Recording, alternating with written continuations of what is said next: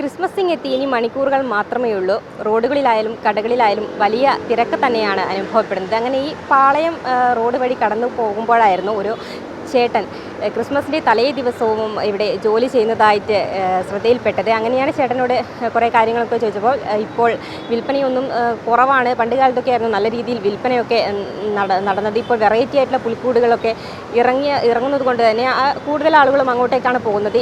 നമുക്കറിയാം ഈ പുൽക്കൂടിൻ്റെ പ്രാധാന്യം എന്ന് പറയുമ്പോൾ തന്നെ ഉണ്ണിയേശു പിറന്നത് തന്നെ ഈ പുൽക്കൂടിലാണ്. എന്തായാലും ചേട്ടൻ നമ്മളോട് ചേരുന്നുണ്ട്. എങ്ങനെയുണ്ട് കച്ചവടം എന്നൊക്കെ നമുക്ക് ചോദിച്ചു നോക്കാം. ചേട്ടാ, എങ്ങനെയുണ്ട് കച്ചവടമൊക്കെ? എന്താ പേര്? കച്ചവടം, എൻ്റെ പേര് രാജനാണ്. ഞാൻ നെടുമങ്ങാട് താന്നിക്കൊണ്ടാണ് താമസിക്കുന്നത്. പിന്നെ കച്ചവടം എന്ന് പറഞ്ഞാൽ കച്ചവടമൊക്കെ ഉണ്ടായിരുന്നു. എല്ലാ സ്ഥലത്തും ഉണ്ടാക്കി വെച്ചിരുന്ന സ്ഥലത്തല്ല, പുൽക്കൂട് ഉണ്ടാക്കി വെച്ചിരുന്ന എല്ലാ സ്ഥലത്തും കച്ചവടം ഉണ്ടായിരുന്നു. ഇവിടെയും കച്ചവടം ഉണ്ടായിരുന്നു. പിന്നെ ഈ അവസാന ഘട്ടത്തിലെന്ന് പറഞ്ഞാൽ അങ്ങനെ പോകില്ല. ഇനി ആളുകൾ ഈ ഉണ്ണിയേശുവിൻ്റെ ആ ബിംബങ്ങൾ വാങ്ങി വയ്ക്കുന്ന ഒരു അന്തരീക്ഷത്തിലാണ് ഇനിയുള്ള പോക്ക്. അതുകൊണ്ട് പുൽക്കൂടിന് വലിയ ചിലവുണ്ടാവില്ല. കച്ചിൽ വാങ്ങിക്കും, വൈക്കോല് വാങ്ങും. അത് ഉണ്ണിയേശുവെ കടത്താൻ വേണ്ടിയിട്ട്, അതിനുള്ള സജ്ജീകരണത്തിന് വേണ്ടിയിട്ട്. അപ്പോൾ ഇനി ഏതാനും മണിക്കൂറുകൾ, രാത്രി 12 മണിക്കാണ് ഉണ്ണിയേശു ജനിച്ചു എന്നാണ് ഐതിഹ്യം. അങ്ങനെ തന്നെ ആൾക്കാർ അത് സ്വീകരിക്കുന്നത്. പക്ഷേ ചേട്ടൻ ഈ മണിക്കൂറുകൾ മാത്രം നിൽക്കുമ്പോഴും വൈകുന്നേരങ്ങളിൽ ഇന്ന് തലേദിവസം ജോലി ചെയ്യുന്നു. തലേദിവസം ജോലി ചെയ്തുകൊണ്ടിരിക്കുന്നുണ്ട്. പുതിയതായിട്ട് ഉണ്ടാക്കി കൊടുത്തുകൊണ്ടിരിക്കുന്നുണ്ട്. പോയിട്ട് തിരക്ക് കുറവാണ് ഇപ്പം. ഞാൻ പറഞ്ഞില്ലേ, ഇപ്പോൾ ഇങ്ങനെയുള്ള ഓട്ടത്തിലായതുകൊണ്ട് തിരക്ക് കുറവാണ്. എങ്കിലും എനിക്കിനി ഇപ്പോൾ ബാലൻസ് 2 കൂടുണ്ട്. ഇതും പോകുമെന്നുള്ളതാണ് എൻ്റെ പ്രതീക്ഷ. എൻ്റെ പ്രതീക്ഷ എന്ന് പറഞ്ഞാൽ ഞാൻ ഇവിടെ വന്നിരുന്ന് പണി ചെയ്ത് കൊടുക്കുന്നതാണ് എല്ലാ വർഷവും. എല്ലാ വർഷവും ചെയ്തുകൊണ്ടിരുന്ന സമയം അത് വെച്ച് നോക്കിക്കഴിഞ്ഞാൽ തലേ ദിവസമാണ്, എന്ന് വെച്ചാൽ ഇന്ന് നാളെ ക്രിസ്മസ് ആണെങ്കിൽ തലേ ദിവസം ഭയങ്കര കച്ചവടം, ഒരുപാട് ജനം വന്ന് സാധനങ്ങൾ വാങ്ങിക്കൊണ്ട് പോകണം. അങ്ങനെ ഒരു അന്തരീക്ഷമായിരുന്നു കഴിഞ്ഞ വർഷം വരെ.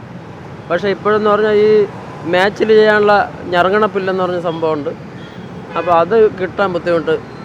നമ്മളെ നാട്ടിൻ പ്രദേശത്തില്ല, മല ഏരിയയിൽ പോയാലേ ഉള്ളൂ. മല ഏരിയയിൽ നിന്ന് അങ്ങനെ ഒടിച്ചെടുക്കാൻ പറ്റില്ല. കാടും മുള്ളും അതൊക്കെ നിറഞ്ഞൊരു സ്ഥലമാണ്. അതുകൊണ്ട് വെട്ടിയെടുക്കുന്ന കാര്യം ബുദ്ധിമുട്ടുള്ള കേസുണ്ട്. കുറച്ചൊക്കെ ആൾക്കാർ കൊണ്ടുവന്നവരെല്ലാം വിറ്റ് തീർന്നു പോയി. എൻ്റെ കൂടെ വേറൊരു മാമനുണ്ടായിരുന്നു മലയക്കീഴുള്ള, കക്ഷിക്കും കുറച്ച് സാധനങ്ങളുണ്ടായിരുന്നു. എല്ലാം വിറ്റ് ഇന്നലെ തീർന്നു പോയി. അപ്പം ഞാൻ ക്രിസ്മസിൻ്റെ തലേ ദിവസം വരെ ഉണ്ട്. അതുകൊണ്ടാണ് കൂടെ ഉള്ളവർ പോയിട്ടും ഞാനിത് ഉണ്ടാക്കി കൊടുത്ത് വിടേറ്റുന്നത്. ഇപ്പോൾ രാവിലെ ചേട്ടൻ തന്നെയല്ലേ ഉണ്ടാക്കുന്നത്? ഞാൻ തന്നെ ഉണ്ടാക്കുന്നത്. എൻ്റെ സാധനങ്ങളാണ് ഈ കെട്ടിൻ്റെ അകത്താക്കിയത്. ഞാനിത് നേരത്തെ കെട്ടിൻ്റെ അകത്താക്കൂല. ഇപ്പം പിന്നെ അത് വാങ്ങാനുള്ള ആളുകളെ ഒരു ധൃതി കുറവുകൊണ്ട് പെട്ടെന്ന് അത് കെട്ടി നിർത്തിയെന്നേ ഉള്ളൂ. അല്ലെങ്കിൽ എത്ര വർഷമായി ഇങ്ങനെ പുൽക്കൂടുണ്ടാക്കി ഇവിടെ വന്നിട്ട് തന്നെ ഇപ്പോൾ 23 വർഷത്തിൽ കൂടുതലായി. എല്ലാ വർഷവും വരും. കഴിഞ്ഞ കാലങ്ങളിലെന്ന് പറഞ്ഞാൽ നമ്മൾ ഈ തക്കാളിയൊക്കെ വരുന്ന ഈ പെട്ടിയിലാണ്, ഈ ബീഞ്ഞപ്പെട്ടി എന്ന് പറഞ്ഞുകൊണ്ട് അത് ഫുള്ള് വരിഞ്ഞാണ് അന്നൊക്കെ കൊടുത്തുകൊണ്ടിരുന്നത്. ഈ കച്ചിലുള്ള ഏർപ്പാട് തുടങ്ങിയിട്ട് 2 വർഷമായുള്ളൂ. കഴിഞ്ഞ എൻ്റെ അങ്ങേ വർഷം, ഈ വർഷം, ഇതിപ്പോൾ 3ാമത്തെ വർഷം.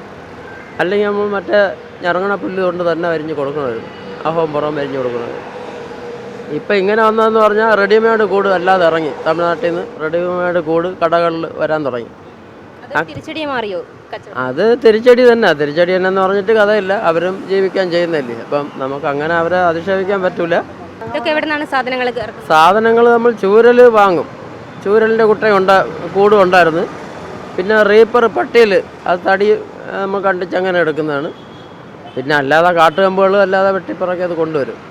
അതുപോലെ കച്ചിൽ നമ്മൾ വില കൊടുത്താണ് വാങ്ങുന്നത്. കച്ചിൽ ഇപ്പം ചെറിയ റോളില്ല, ചെറിയ പിടിയുണ്ടല്ലോ, അതില്ല. 50 രൂപ പിടിയില്ല. ഇപ്പോൾ ഈ റോളാണ് ഉള്ളത്. റോള് ഞങ്ങളുടെ അവിടെ 625 രൂപ, ചില സ്ഥലത്തൊക്കെ 550 രൂപയ്ക്ക് കിട്ടും. അപ്പം കച്ചിൽ വാങ്ങുമ്പോൾ അതും ഭയങ്കര നഷ്ടമായി. റോള് ചുറ്റി വരുന്നതിൻ്റെ അകത്ത് വേസ്റ്റാണ് കൂടുതലും വരുന്നത്. അപ്പം നമുക്ക് എടുക്കാൻ കുറച്ചേ കാണും. അത് ഭയങ്കര ബുദ്ധിമുട്ടായി. ശരിക്കും പറഞ്ഞാൽ ഒരു ബുദ്ധിമുട്ടാണ് ഇപ്പം. ക്രിസ്മസിന് മാത്രമാണോ ക്രിസ്മസിന് പുൽക്കൂടുകൾ ഉണ്ടാക്കുന്നത്? ഇനി ഓണത്തിനും വിഷുവിനൊക്കെ അങ്ങനെ വെറൈറ്റി ആയിട്ടല്ല. ഇനി ഇതിപ്പം ക്രിസ്മസിൻ്റെ ഒരു സംഭവമാണിത്. അടുത്ത ആറ്റാൾ പൊങ്കാല ആകുമ്പോൾ അതിൻ്റെ സാധനങ്ങളോട്ട് ഞാൻ ഇവിടെ തന്നെ വരുന്നത്. ഓണത്തിനും വിഷുവിനൊക്കെ എങ്ങനെയാണ്? ഓണത്തിനും വിഷുവിനും എല്ലാത്തിനും. വിഷുവിന് ഇവിടെ കവടിയാറിലാണ് ഞാൻ കച്ചവടം ചെയ്യുന്നത്. ഓരോന്നിനും ഓരോ പ്രദേശമുണ്ട്, അതിനനുസരിച്ചാണ് കച്ചവടം. ഓണത്തിന് ഞാൻ എൻ്റെ നാട്ടിലും തുണികളൊക്കെ ഇവിടെ നിന്ന് സിറ്റിയിൽ നിന്ന് തന്നെ എടുത്ത് കച്ചവടം ചെയ്യുന്നത്. അല്ലാതെ ഇവിടെ സിറ്റിയിലേക്കകത്തും കൊണ്ടുവന്ന് കൊടുക്കും. മറ്റെന്തെങ്കിലും ജോലി ചെയ്യുന്നുണ്ടോ? മറ്റ് ജോലി എന്ന് പറഞ്ഞാൽ ഞാൻ കുട, ബാഗ്, ചെരുപ്പ് തയ്ക്കുന്നൊരു പണി വട്ടപ്പാറ ഇരുന്ന് ചെയ്യുന്നുണ്ട്. ഇപ്പം ഇതിൻ്റെ പണിയായതുകൊണ്ടാണ് അങ്ങോട്ട് പോകുന്നത്. അതിന് മുമ്പ് കൊത്തപ്പണിയായിരുന്നു. നിലയിൽ നിന്ന് വീഴുന്നൊരു അപകടം പറ്റിയതുകൊണ്ട് ആ പണി നിർത്തിയിട്ട് ആണ് ഇങ്ങനെയുള്ള പണികൾ ചെയ്യുന്നത്. ഇനിയിപ്പം ക്രിസ്മസിന് ഒരുക്കങ്ങളൊക്കെ വീട്ടിലൊക്കെ പൂർത്തിയായി കഴിഞ്ഞു. ഇല്ല, വീട്ടിൽ ഞാൻ പുൽക്കൂട് നല്ല രീതിയിൽ നല്ല അടിപൊളി പുൽക്കൂട് ഉണ്ടാക്കി.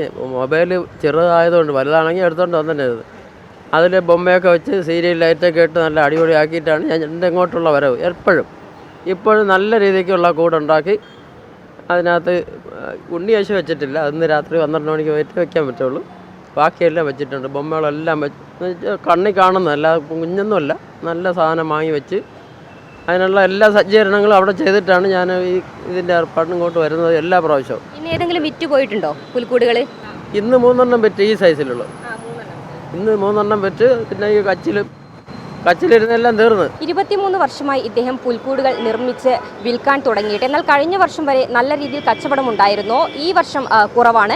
റെഡിമെയ്ഡ് പുൽക്കൂടുകൾ വന്നതുകൊണ്ട് തന്നെ അത് കച്ചവടത്തിന് വലിയ രീതിയിൽ തിരിച്ചടിയായി മാറിയിട്ടുണ്ട്. എന്തായാലും 2 പുൽക്കൂടുകൾ കൂടി ഇനി ബാക്കിയുണ്ട്. അത് വിറ്റുപോകുമെന്ന് തന്നെയാണ് അദ്ദേഹത്തിൻ്റെ പ്രതീക്ഷ. ക്യാമറമാൻ അനിൽകുമാറിനൊപ്പം മനശ്വര, വിസ്മയ ന്യൂസ്, തിരുവനന്തപുരം.